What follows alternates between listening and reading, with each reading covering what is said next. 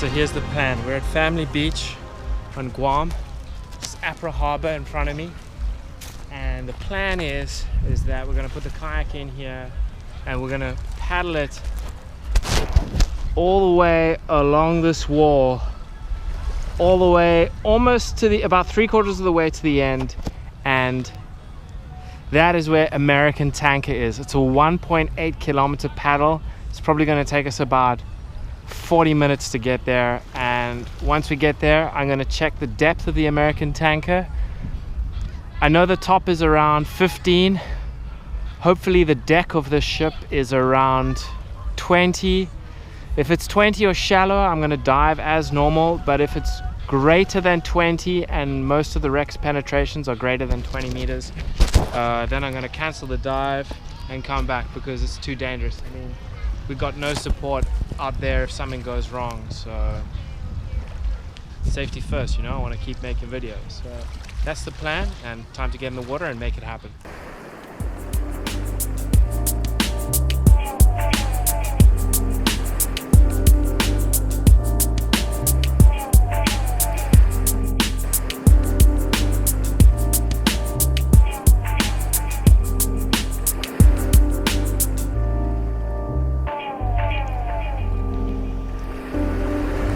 So shortly after we started our paddle, the weather started to change. The wind picked up and clouds started to come over.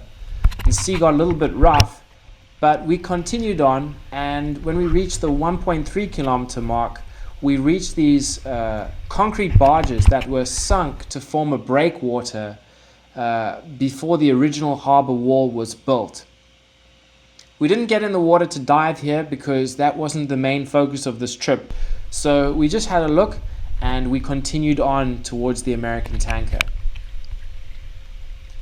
At roughly 1.7 kilometers though, we came across a buoy that was floating just underneath the surface of the water. I had no idea what this buoy was attached to. I had no idea what was down below, but I knew we were in the general area of the American Tanker. So I put my fins on, jumped in the water to have a look.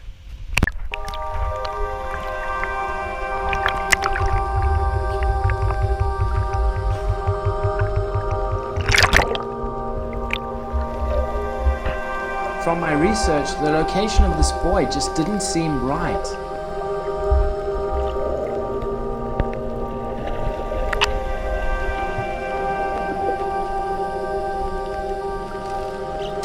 As I followed the rope down, I really had no idea what to expect on the bottom or how deep I'd have to go down. A feeling that's really unsettling.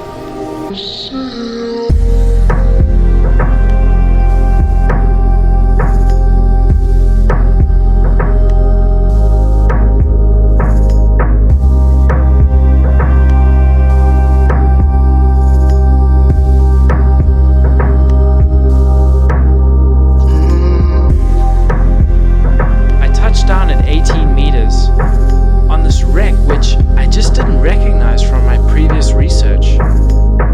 Where was I?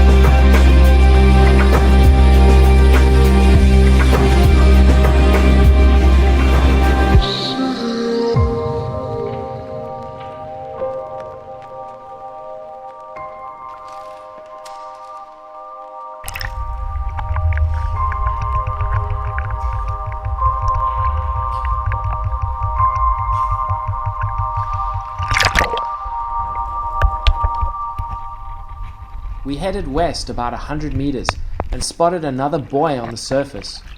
We tied the kayak onto it, but as soon as we were about to get into the water, a dive boat approached and wanted to take our mooring. I confirmed with the skipper that the American tanker was indeed at this spot, so we tied onto the back of their boat and began the dive. The waves picked up and the rain started coming down, but after getting this far, there was no way I was turning back now.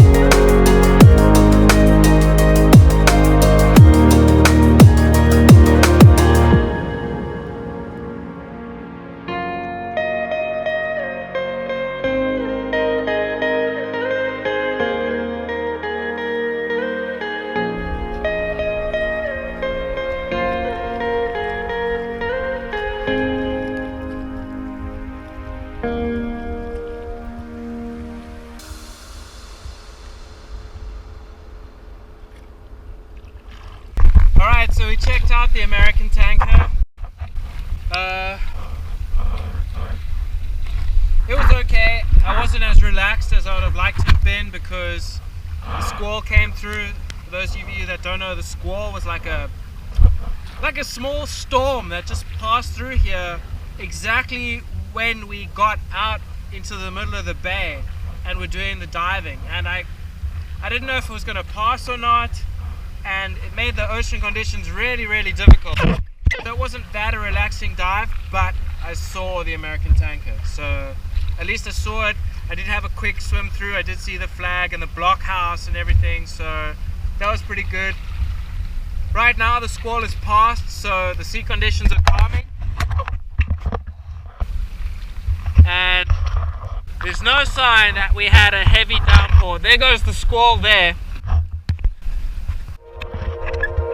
And perfect weather now.